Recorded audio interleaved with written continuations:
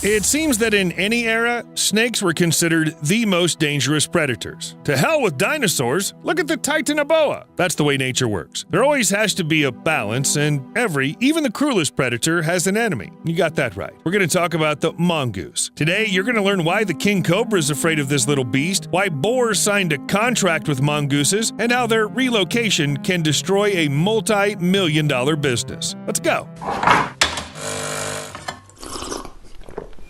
Snakes are on the menu of many predators. Honey badgers, manises, otters, but mongooses are a different story. They just don't hunt, they deliberately terrorize snakes, destroy them, and just love to eat them for breakfast, lunch, and dinner. It's hard to believe that a creature the size of a cat, which is also related to meerkats, can not only attack but even kill the deadliest snakes on the planet. But mongooses are awesome at it. A black mamba? Easy. He got it. Give it a minute, and soon this snake won't be able to hurt anyone. But it makes a great snack. Cobra? No big deal. Fantastically fast and absolutely fearless animals are ready to attack any snake if it looks delicious. Resist even the strongest poison. In fact, they can be called mutants, and their immunity to snake toxins is something of a superpower gained through evolution. The ancestors of modern mongooses must have been so fond of hunting snakes that nature had no choice but to pump their bodies. That's why today, even common dwarf mongooses attack snakes without fear. Dwarf mongoose. Yeah. Oh my gosh.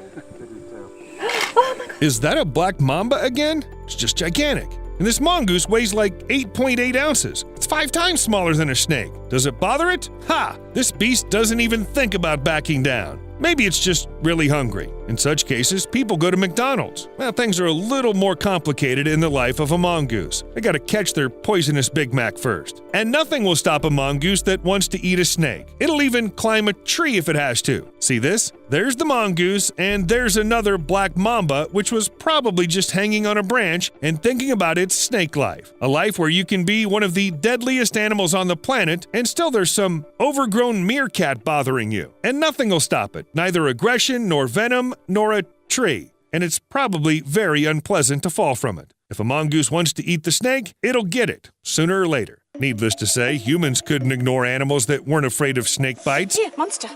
No, here.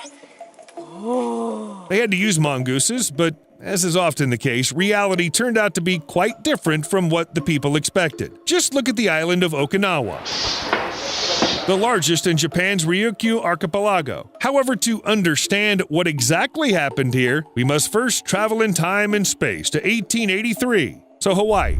In the 19th century, sugarcane plantations appeared here. As on many other islands, with them came rats. They were destroying the crops, causing enormous losses, and it was decided to get rid of the pests by bringing in 72 mongooses to the Hawaiian Islands. Reports of the time say that mongooses were good at reducing the number of rats, mice, and insects. However, they didn't stop there. Mongooses proved harmful to native birds, which had evolved without mammalian predators.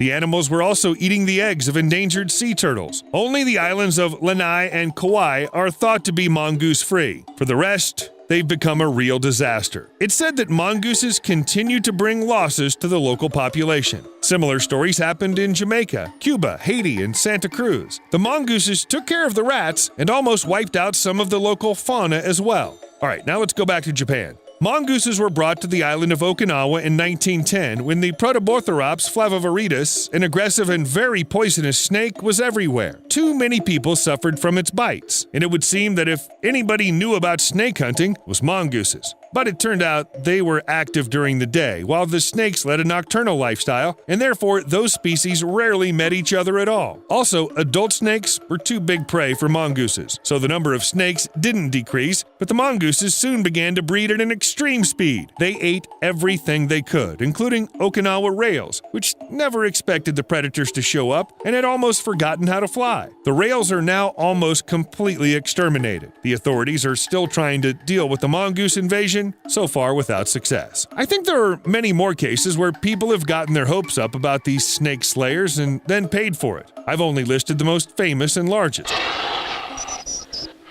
A mongoose attack usually looks something like this. Killed by the mongoose, by the look of it. Yes, they can easily kill domestic ducks, for example, even though they don't look like snakes at all. The diet of mongooses is quite varied, and it doesn't matter to them exactly what the prey looks like. Long and hissing, feathery and squeaky, berries, pies, rocks, whatever. That's why mongooses are banned in New Zealand. I'm not kidding. All mongoose species, with the exception of Suricata suricata, have been banned from even being imported into the country since 1996. There are too many unique animals here, which would surely suffer or disappear altogether if they were uncontrollably hunted. And there are no snakes there at all. Mongooses obviously wouldn't like that. Another country where mongooses are banned is the USA. It's forbidden to import them, even one, even the most humble and well-mannered mongoose, even as a pet. The only unique case happened with an animal named Mr. Magoo. In 1962, a merchant seaman brought the mongoose to the country, probably had no idea it was going to die in the United States. Fortunately, there was a public campaign to save Mr. Magoo, so the mongoose settled in the Minnesota State Zoo and died a few years later of old age. It even became a local celebrity. But the most famous mongoose in history is, of course, Rikki-Tikki-Tavi, the character of a story by English writer Rudyard Kipling. You may have even heard the tale. Two snakes wanted to kill the people living in the house, and the heroic mongoose saved everyone. Come and fight with me, Nagaina! There was even several cartoons made about Rikki-Tikki, including in the US. This had no effect on the ban, though. That's because even the loveliest mongoose is unlikely to become a 100% tame animal. You won't fix it, and if it wants a fight, it'll get a fight with anyone, even a domestic cat or a dog that's a couple dozen times the size of the mongoose. Tell me honestly, would you attack a creature the size of a bus? Little outlaws ready to fight anyone and eat anything? Here, for example, they're attacking a python. Note that it all starts when one brave mongoose goes out to see if the prey is dead. Well, then you can eat. Here's a bigger snake. It's alive too. It seems a little over the top for a gang like this, but that's okay. I wouldn't be surprised if the mongooses called their distant relatives from the neighboring forests, and then no one is likely to come. If other mongooses do show up, they'll forget about the snake because they have better things to do. War of the clans, battle for the neighborhood, redistribution of territory. The mongooses line up in front of each other, then suddenly rush into attack. Some individuals may be seriously injured or even killed, but in the meantime, males and females from opposing gangs sometimes mate. They seldom leave the group they were born in, and you have to avoid incest somehow so they can fight and carry on the line. All the fun in one place. However, if you think that mongooses only attack large opponents and their relatives in a group, here's proof to the contrary. 4 bloody lions against 1 Egyptian mongoose.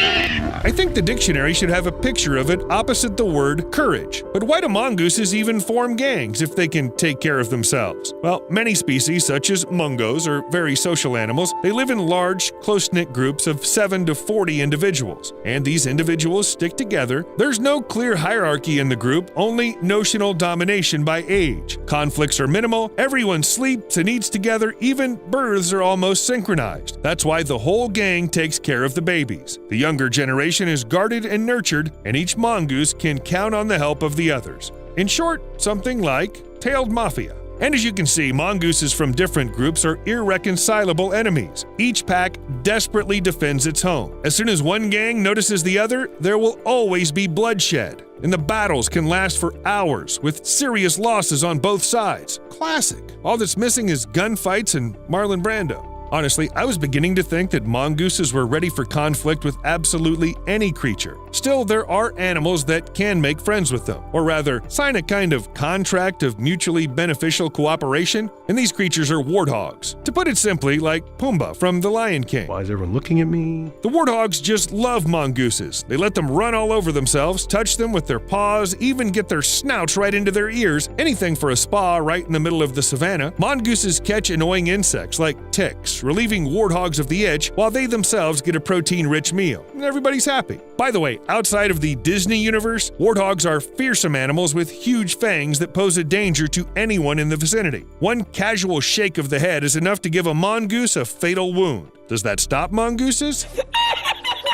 Okay. We've all learned by now that these animals aren't afraid of anything at all. We'll see you later.